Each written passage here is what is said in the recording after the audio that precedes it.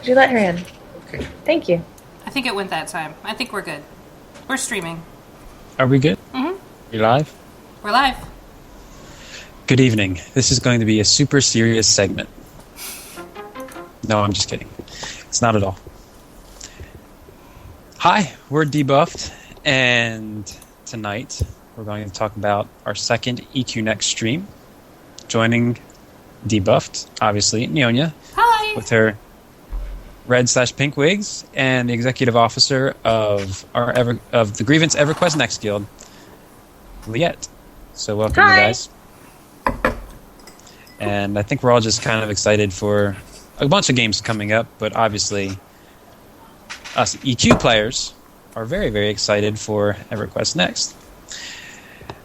Now, I want to spend a lot of this video cast, a large majority of this newscast, letting people know what is going to be happening as far as the Grievance EverQuest Next Guild. Now, Liette, I understand you've been involved in several guilds in Grievance, including the EverQuest 2 guild, correct? Yes. Well, Starting in 2006, so it's been a while since I was in there, but it was a great guild, and that's where I initially joined Grievance. Yeah. Well, I remember I joined and you were the executive officer. Actually, you were leading a lot of raids at the time, which was really fun. You did a good job. Thank you. One question we constantly see, because Grievance is a multi-game organization, right, is whether it's trolling or it's a legitimate question. Sometimes it's completely legitimate. When you have an organization this big involved in so many games, do we spread ourselves thin, or do we have all of our games set up with the appropriate amount of officers? Do we have any overlap with people? Are you able to explain that at all? Sure. We very rarely have overlap insofar as someone playing multiple roles in multiple guilds, because we really have a dynamic community to pull from with lots of talent out there. And in that way, we're very lucky. We have lots and lots of really, really capable folks to step into officer positions. Mm-hmm. And y'all might have noticed around September last year, we instituted the officer training program. And that's been really set up to try to help folks step into officer positions with more ease and give them some knowledge and hopefully some working background to step in. So I don't think we spread ourselves too thin, but I do think that we're really busy with a lot of games, which is great because it gives our players lots of diversity to hop into the game they want to play and know that they're in a good community with Grievance. So does that answer your question?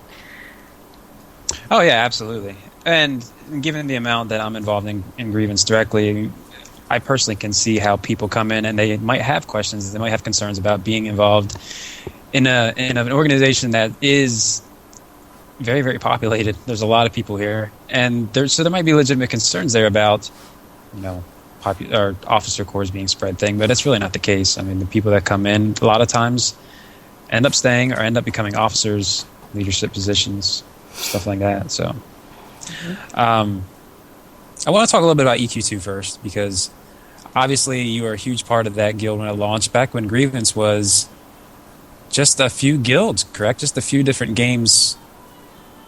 And what games was Grievance involved at the time where we were involved in EQ2 so heavily? WoW was also launching near that time frame, and I'm sorry, I don't know the exact launch date. At the time, we had at least one WoW guild, and I believe that was it, aside from EQ2. Grievance had previously started out in EQ1. They also had a presence in Dark Age of Camelot, as well as Star Wars Galaxies. But they weren't under the name Grievance in Star Wars Galaxies. They used a different one, but went back to Grievance in EQ2. Mm-hmm. And I know they were in EQ2 at launch. I am not as familiar with the WoW history, but I know that was a strong presence too. The biggest presence, though, was EQ2. Now, what would you say? Now, Grievance isn't the only multi-game organization out there. So what would you say, but it's a highly successful one of the more successful organizations. What would you say is the secret that keeps people in Grievance? There are lots of them, actually. I think it's a lot of factors that really add up to a great community, and the first one is its people. we're all here because we have certain things that we feel are important to us, and the very simple tenets of Grievance are probably the most influential in that, with family, honor, and loyalty. We like to value each other as the Grievance family first and foremost. We honor your real life and expect you to treat each other honorably, and loyalty to the group. And I think that's really a recipe that has worked well for over a decade. It's been fantastic. And as far as how it's been so successful, we're pretty organized at this point. We have to be, with 3,500 people between the council and setting up the LLC this year.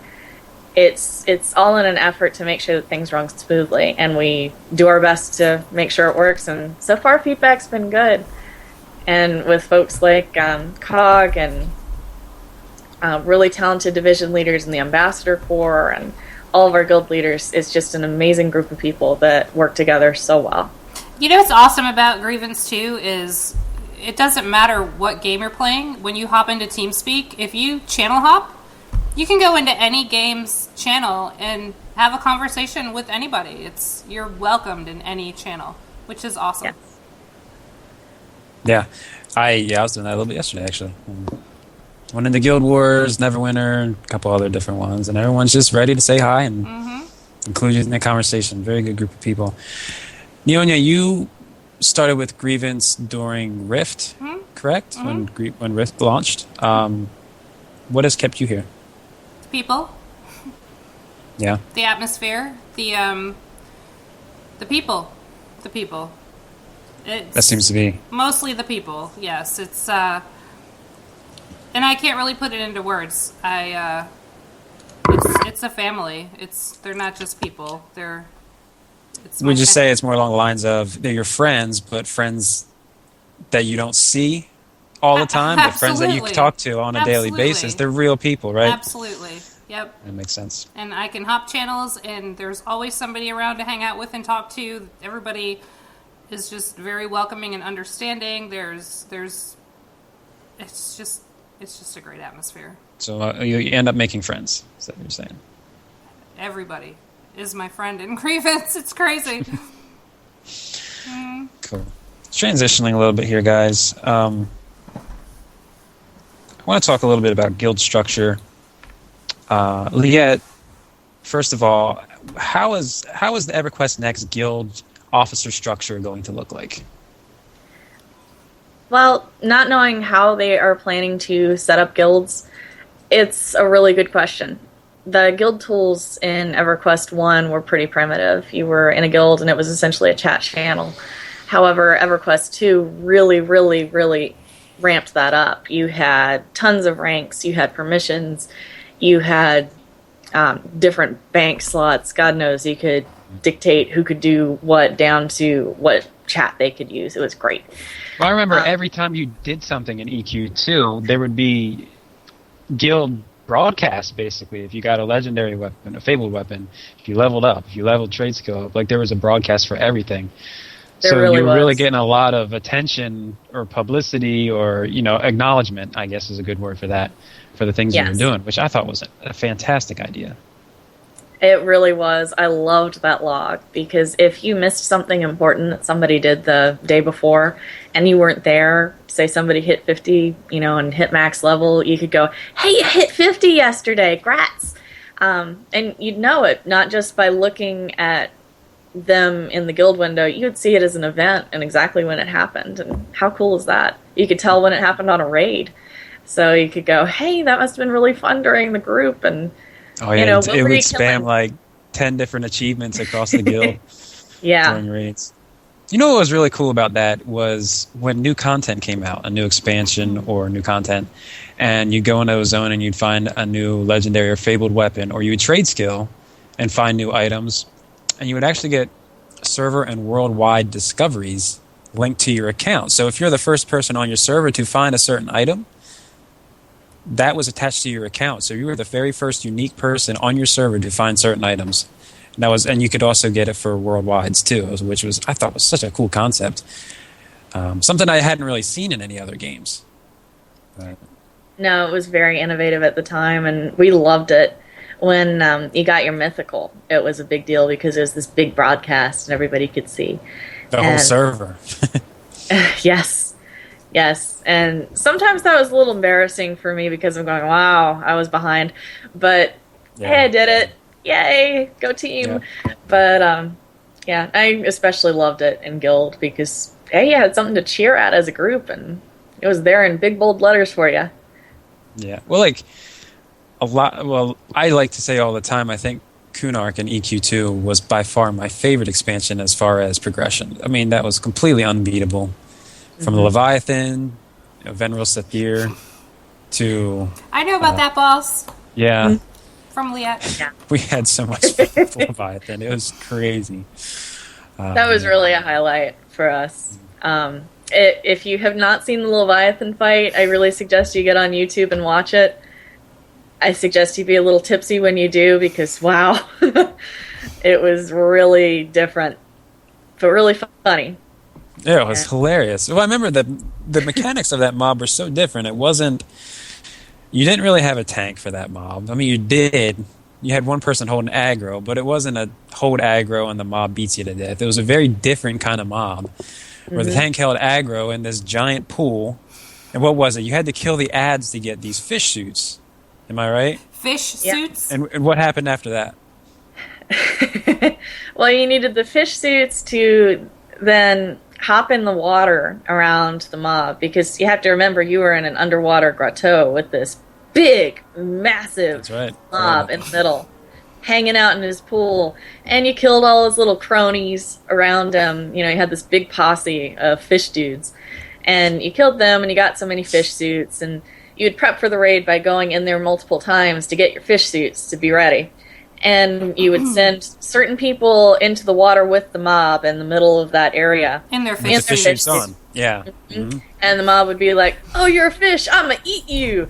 And so you got eaten, and then you were in the mob's tummy, where there were these little flying angry mobs at you that you had to kill to get more things from those. They were drops. You had to kill them fast, get the drop, and then you had to use that drop to further damage the mob, because you couldn't just sit there and beat him. You had to keep debuffing him with those things that the little mobs in him burped up. While you were in your fish suit. It was busy, yes. While you're inside the mob, too, so it was kind of a timer, because he would spit you out after the fact. So you had to go in there, DPS these things to kill them, loot the item, use the item.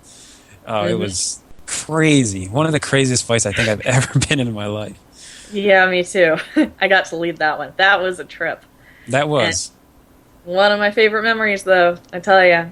And if they do things like this in EQ Next and have such an innovative fight where, well, the mob goes, I'm going to eat you. Wait, you're not a fish. Bleh. That'll be great. Of course, they won't do the same thing again, but it was hysterical. Right. That level of creativity was fabulous. So I'm with you. Kunark was awesome. Yeah. Well, with the dynamic AI...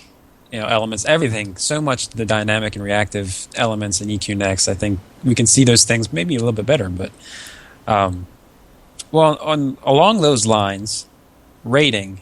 Now, it's easy to look at a family-style organization and think, well, are they competitive? What do you have to say when it comes to Grievance being competitive with, say, raids or PvP? Well, Grievance has always said we're not going to be the first to take down a mob, but we'll sure get it done before the next expansion. So we'll go at the pace that works best for us. Again, honoring family, we've got to keep everybody up and make sure they're involved and doing well and having a good time. But we also want to see all this content. So as far as being competitive, we are.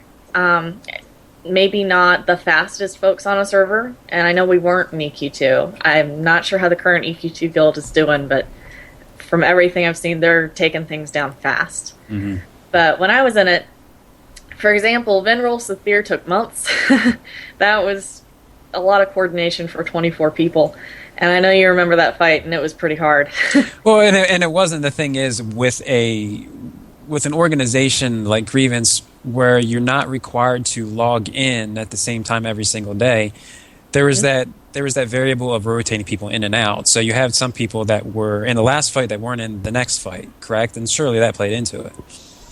It did, and you would often find you have few people that'll make it every single night because they are pretty hardcore.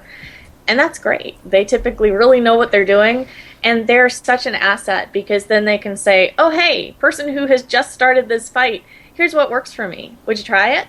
And it's really, really such a nice way to handle that learning curve. So I think it's an asset.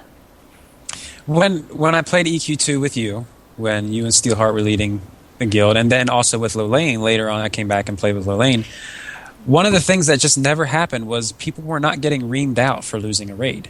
They were not getting yelled at, screamed at because they did something wrong. Granted, raids were frustrating sometimes. Veneral Sethier, Leviathan, Nexona, Drusk.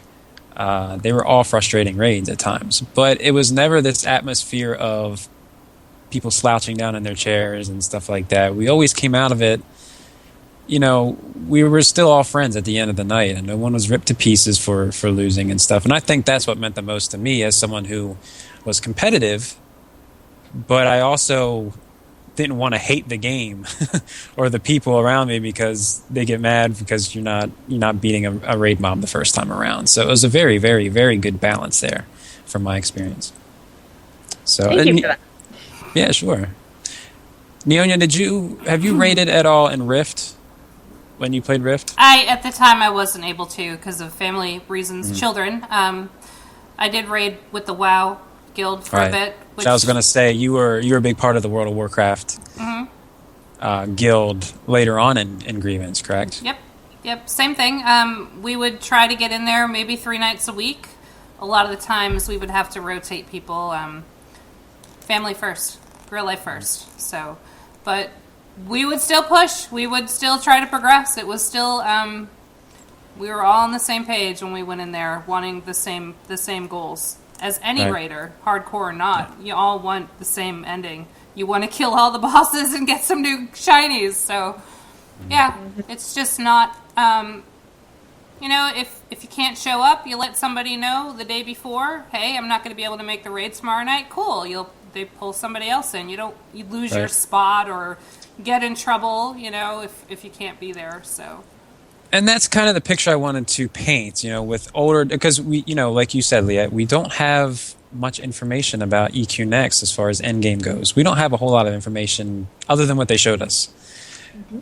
So in order to paint the picture of what's Grievance going to be like in games like EQ Next or WildStar, you almost have to look back at some of these other games, or what we're doing right now in Star Wars. Star Wars, they're doing hard mode mobs. Mm-hmm. And for a guild that's not an elitist type of community, that's pretty good. Having our own Star Wars guilds going in and taking out hard mode mobs. So as we get more details about EverQuest Next, how confident are you that we're going to have enough people in place in EverQuest Next to be able to have an effort in all of the areas of the game, like even with building at the landmark, our own houses, guild halls, and stuff like that? Because EQ2, we had some of the same concepts. Well, short answer is I have no doubt we are going to have a mass amount of people in this game. So I'm not worried about having enough people to do anything at this point, because it's the franchise, essentially, EverQuest, that really started Grievance. We really share some blood, I guess is the easiest way to put that. And I really am not worried about people hopping into the game and launching into all different parts of it. And just from what we've seen of the game so far, it's going to be fun, regardless of how guilds have to work and all of that. And I'm sure their AI is going to be fabulous. Maybe not as highly detailed as EQ2, because that was pretty hardcore. But it'll certainly be workable because it's SOE. And I know we'll have folks PvPing because we always have a segment that wants to beat each other up. We'll have folks building because God knows we still have people playing Minecraft. We'll have people all over the raids. And I really hope they'll allow big raids because that's just fun. Yeah. Even if we look like lemmings sometimes, it's really fun to have a lot of people. And I'm really looking forward to that, gotta say. I'm excited to hear what they do with raids.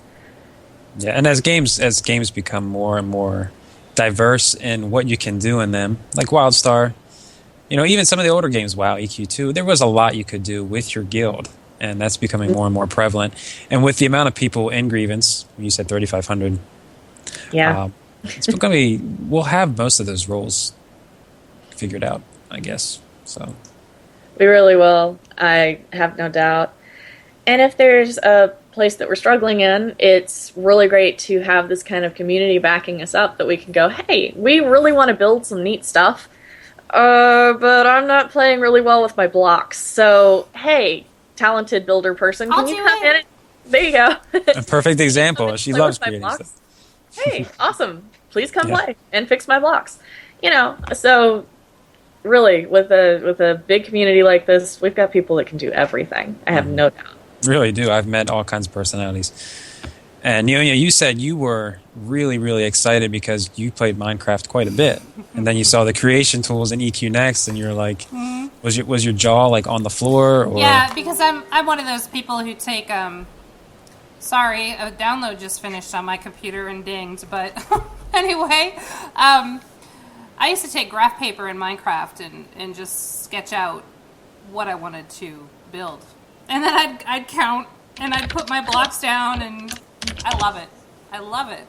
But the thing about EverQuest is it's not just blocks. I can smooth them out. I can take things away. I can make it look like a more realistic structure and not, for lack of a better word, blocky.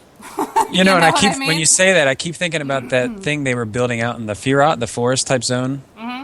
That little thing, it was like a sped up segment, and it was just impressive because it looks like you're actually constructing landmarks in these zones that look like the devs did it. So they're actually giving us the tools, it looks. Yeah, and they said that to make these things. They're actually going to be taking player created things and bringing them into EverQuest Next. So from Landmark into the game when it launches, which is pretty cool. Yeah, that is pretty cool.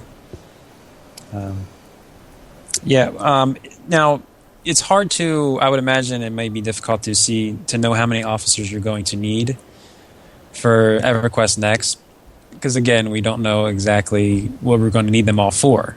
But I've seen in other games within Grievance that there's been more than the standard officer corps. You've had to add additional task leaders. Now, along the lines of you saying connecting these leadership meetings, what do you look for in people wishing to become an officer type of role in the guild? Well, first and foremost, and you've heard this before, we look for people who are already doing the job. So, for example, recruiting. If you're already out there saying, hey, check out my guild, it's really cool, and you're out grouping with people that aren't already guilded with us and finding neat people and referring them, that's a big hint to me that, hey, you'd be good as a recruiting officer or a task leader, helping our recruiting officer. We look for folks that are outgoing, that communicate well, that are active on the forums and in TeamSpeak, so out there talking to folks, that are displaying leadership qualities and putting together groups or helping during raids and being that person to lend a helping hand and make good suggestions. We look for folks that are good at explaining and good at speaking in public, which I'm not always, I try, but we really see a lot of that in our main leaders. They are well-spoken, they communicate well, they're a strong personality. We also tend to favor folks that have been in the organization for at least 6 months or more, but that's just a me and Steel thing. We like to know that they're very familiar with the atmosphere, that all their questions have been answered, and they're comfortable. We like to watch how they work within raids. Do they get frustrated easily? Do they have creative ideas that help us? So lots of things. And if you're interested in being an officer, most certainly let us know. That way we can go, okay, cool. We'll keep an eye on you. Thanks. And go from there. Now, you conduct Grievance's own internal leadership meeting. At least you did the first one. Do you plan on having more of those, and what frequency? Once a month. And lots. So it is the short answer. We're going to really spread out that program and make it more integrated with web-based materials, some testing they can do to make sure that they've caught on to the concepts we're talking about.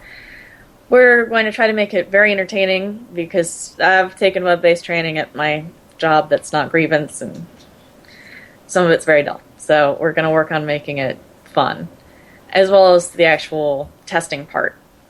We're going to set up role plays for situations that are tough. Hey, you know how those go. And they arise. Well, they're awesome. That's all I have to say. They're awesome.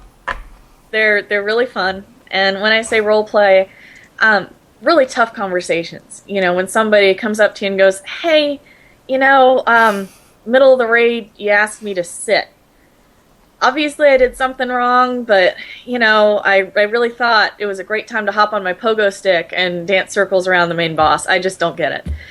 That's kind of a tough conversation when somebody's just not getting it. Right. So that's a good thing to roleplay. We'll integrate those into the meetings. Hopefully this next one will have that. Some of it we might record because role-playing on the spot's pretty interesting, as Tracy has heard. But and you missed the recording of me, so you don't want to miss that again, do you? That was pretty funny. I'd like to see that. That would be funny. It is fun, and it's a great, great tool. It really, really is. It is. Mm-hmm. It is. And I have to say, in a role play, it is fun to try to be the other side and argue with yourself, as it were. Yeah. It's just a helpful learning tool. But would you say... I'm sorry.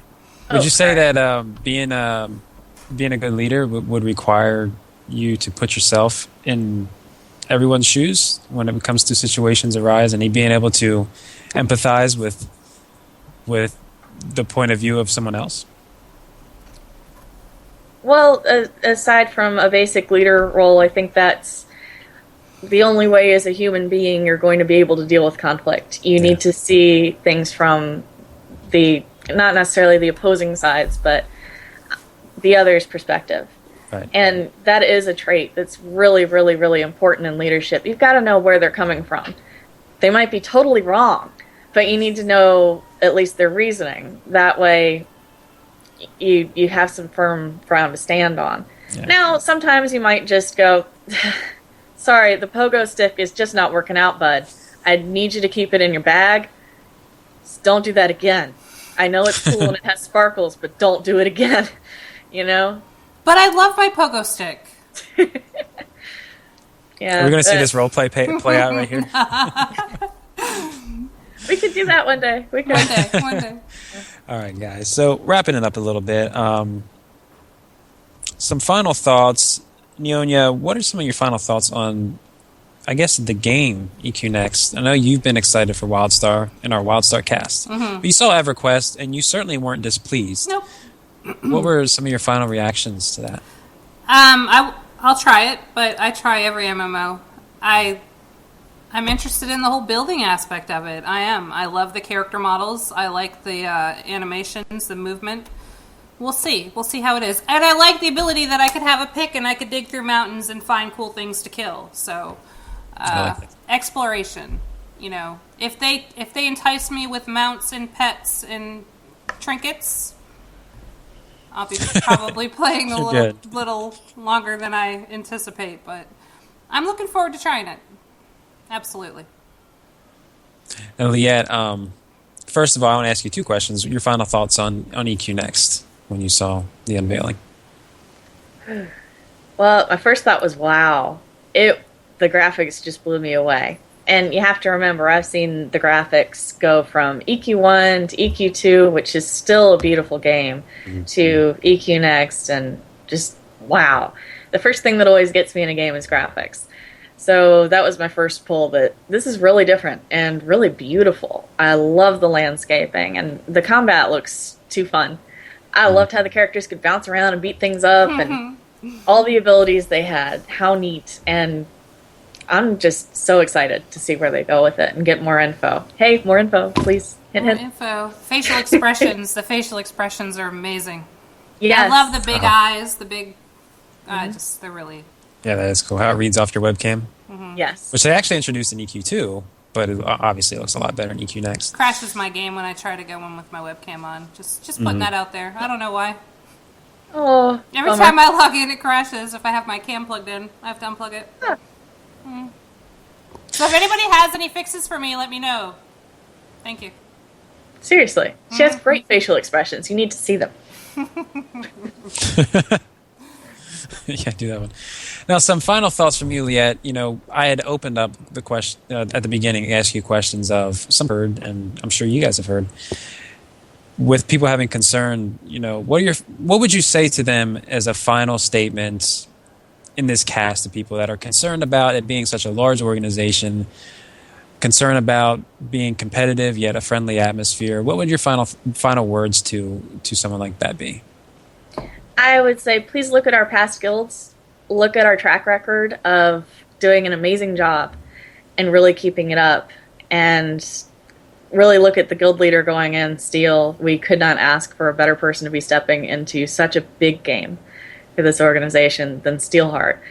He led in EQ1, he led in EQ2, he's ready for EQ next, and I'm excited to be helping him put this guild together. And I know the officer team we'll have will be amazing, because we're pulling from the Grievance community. How can it not be amazing? Mm-hmm. And with members we'll have involved, with all their talents and their hard work and their enthusiasm for this game, it'll be fabulous. So trust us, we'll make it great. Come join us. I hope you have as much fun as we do, because we're going to have a blast. Awesome. Well, that's about all the time we have for tonight, ladies, but I want to thank you very, very much for joining us. Liette, the executive officer of Grievance EverQuest Next Guild, and Neonia, the community outreach group director, always with us, Yay! And our WildStar and most of our cast, because she's such a great personality. So, thanks for joining us, everyone. Quiet tonight, but that's all right. This was Liette's show. Well, thank you, Avicious, for leading. Any chance to talk about Grievance and EverQuest Next is wonderful, and you do a fabulous job. So thank you, sir. Thank you very much. And everybody that's joining us tonight, this is going to be a weekly occurrence, just like our WildStar cast and our Sunday Newscast. So join us every Wednesday night at 7 p.m. Central, 8 p.m. Eastern on Twitch TV/Grievance. We're Debuffed, Gaming News Dispelled, and have a great night. Woot!